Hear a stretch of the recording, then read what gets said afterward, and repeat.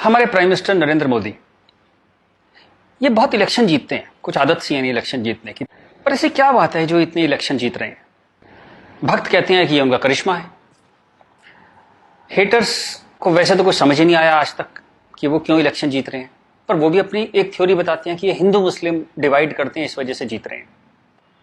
इस पर मैं आज अपनी बात आपसे कहना चाहता हूं। मेरा ये मानना है कि नरेंद्र मोदी नाम का कोई शख्स है ही नहीं, ऐसा कोई आदमी है ही नहीं।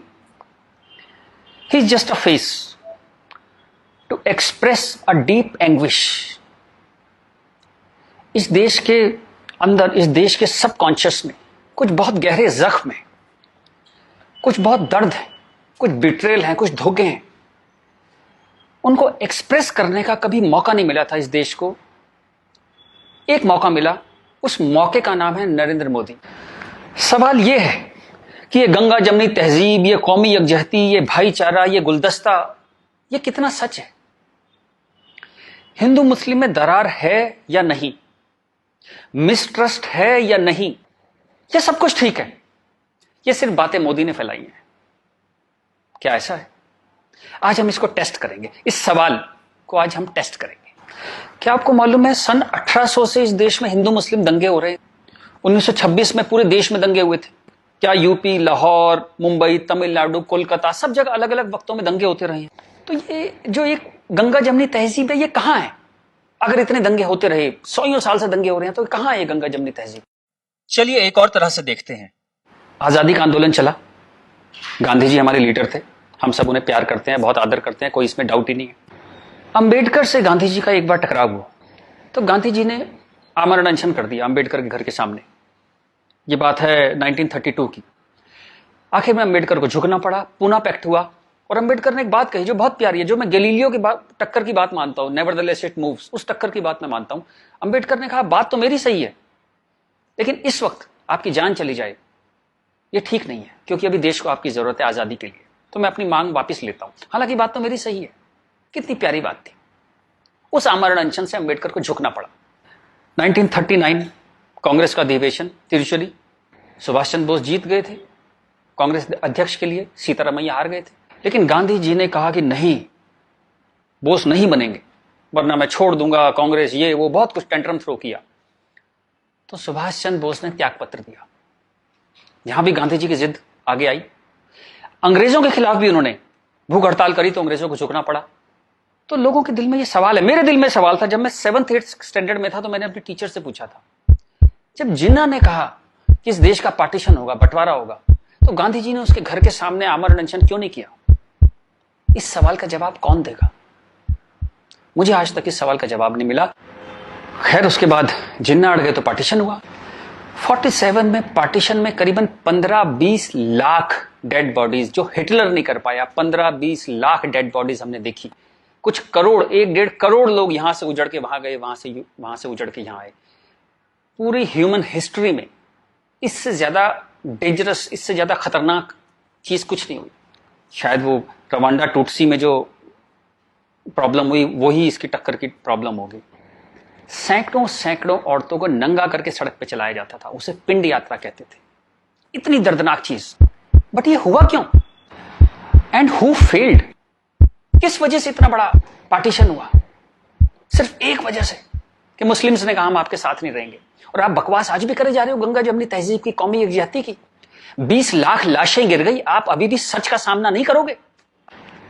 उसके बाद जो पार्टीशन से लोग आए, यहां बहुत सारे शहरों में रहे, और अगले 20, 25, 30 साल बड़ी गरीबी में रहे। ना उनके पास पैसे थे, ना कैंप बोल दिया जाता था, वहां कैंप में रहते थे। बहुत तकलीफों से उन्होंने 20-30 साल बिताए। अब तो वो लोग नहीं है, गुजर गए, लेकिन उनकी वो दर्द की, वो जो रोंगटे खड़े कर देने वाली उनकी कहानियां थी, वो कहानियां जिंदा है। वो लोग जिंदा नहीं है, पर वो कहानियां जिंदा है। और याद रखिएगा, कहानियां अपने हीरो से, अपने कैरेक्टर से ज्यादा उम्र रखती हैं। जीसस चले गए, कहानियां हैं। राम चले गए, कृष्ण चले गए, उनकी कहानियां चलती हैं हजारों सालों से। तो वो लोग चले गए, पर वो कहानियां इस देश के सबकॉन्शियस में चली गई हैं, कलेक्टिव सबकॉन्शियस में वो कहानियां हैं। इसलिए जो आप हेट्रेड देखते हैं हिंदू मुस्लिम की, वो बड़ी एब्स्ट्रैक्ट सी हेट्रेड है, उसकी कोई शेप नहीं है, आप मालूम भी नहीं पड़ता किस वजह से या किस चीज के लिए, पर वो है। फिर आजादी हो गई, सरकार बन गई, कॉन्स्टिट्यूशन आ गया, उसके बाद फिर अजीब अजीब सी चीजें होने लगी इस देश में। शरिया की बातें होने लगी, 4 शादियां कर सकते हैं, हां कर सकते हैं। शाहबानो आती थी तो पूरा पार्लियामेंट उल्टा लटक जाता था सुप्रीम कोर्ट को दबाने के लिए। ये कुछ अजीब अजीब सी चीजें होने लगी इस देश में। तो कभी ये क्यों नहीं कहा गया कि हाँ, हम शरिया पूरी तरह लागू करेंगे, हिंदू चोर जेल में जाएगा, मुसलमान चोर के हाथ काट दिए जाएंगे, क्योंकि शरिया में ऐसा कहा गया है। ये कभी कहा ही नहीं गया किसी प्लेटफॉर्म पर, लोगों के दिल में था।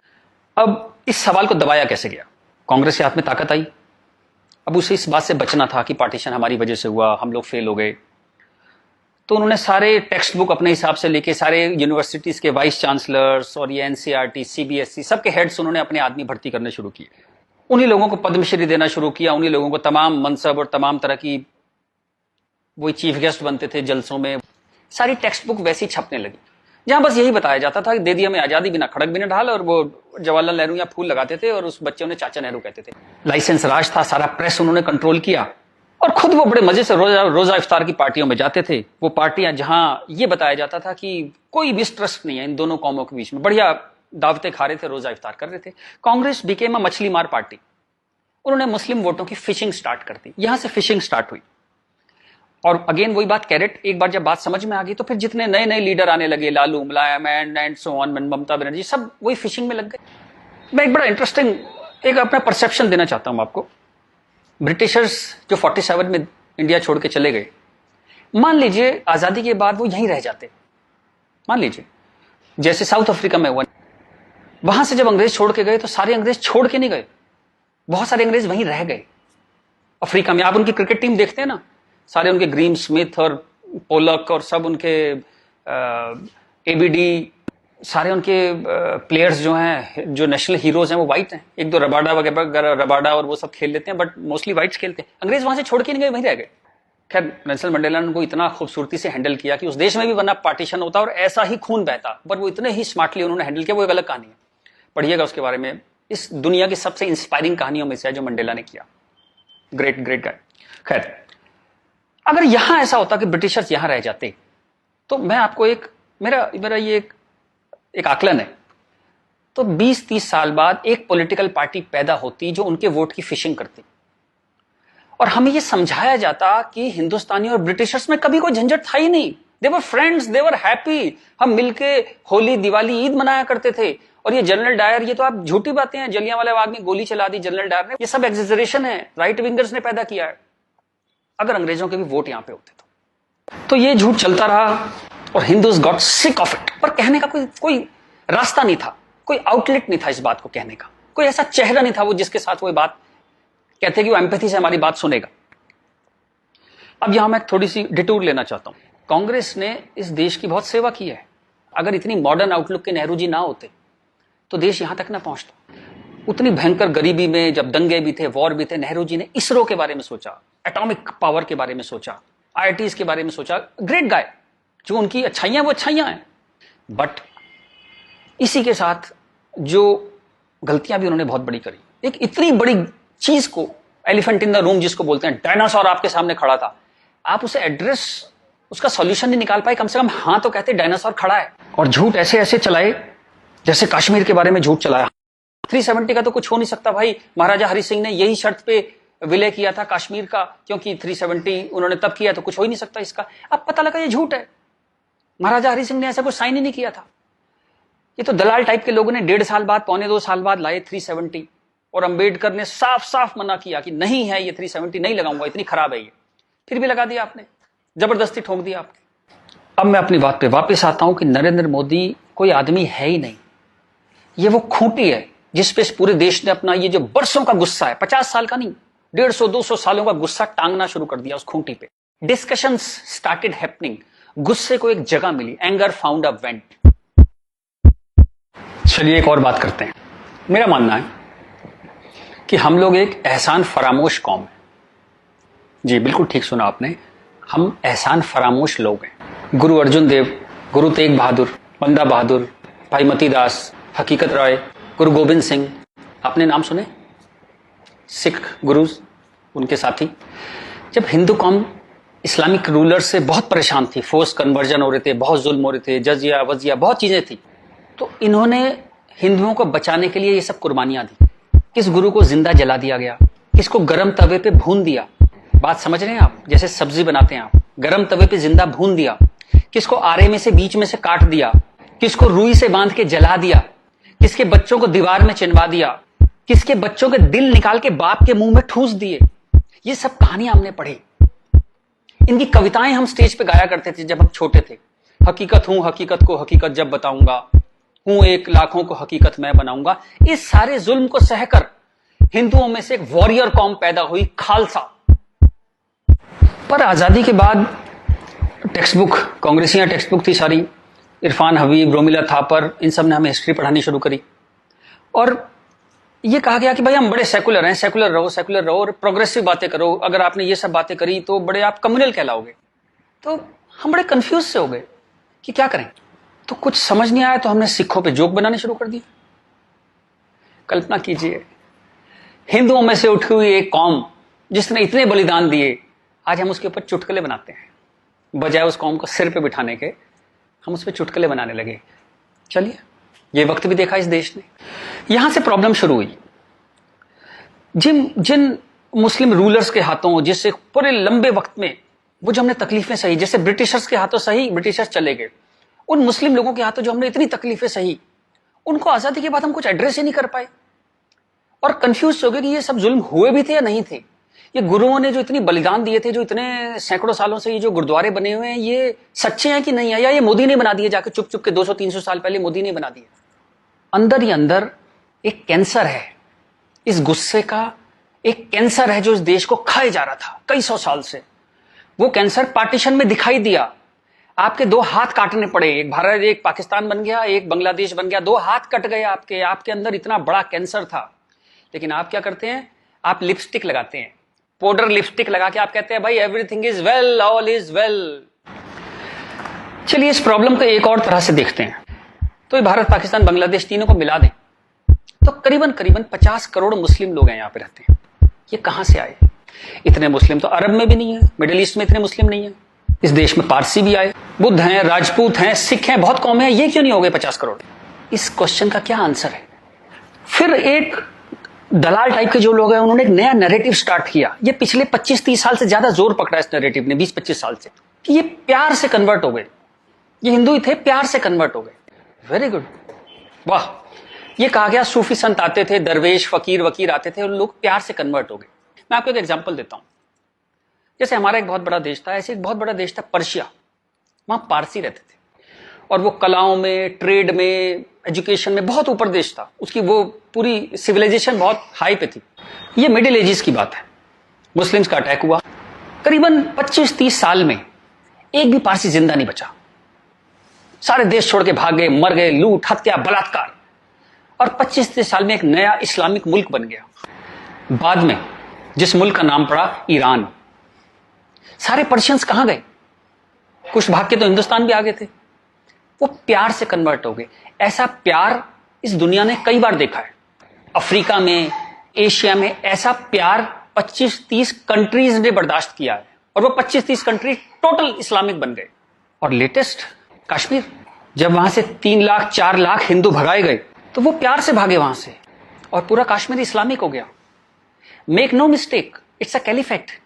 जो बगदादी करता है खलीफा जो अपना साम्राज्य बनाता है जहां सिर्फ मुस्लिम होते हैं और अगर गैर मुस्लिम है तो उन्हें डिम्मी बन के रहना पड़ेगा, खत्म होकर रहना पड़ेगा। वो कैलिफेट है इस्लाम की। इस वक्त कश्मीर में, हिंदुस्तान में कैलिफेट है। 1921 में मालाबार में दंगा हुआ था, वहां भी कैलिफेट बनाने की कोशिश की गई थी। कुछ 50,000 या 1 लाख हिंदुओं को बाहर निकाल दिया था वहां से, फोर्स्ड कन्वर्जन किया था। तो तब नहीं बना पाए, लेकिन आज कश्मीर में कैलिफेट है, ध्यान रखिएगा। ये आपकी गुलदस्ता और कश्मीरियत, जमहूरियत, इंसानियत सबके बीच में एक कैलिफेट बन गई।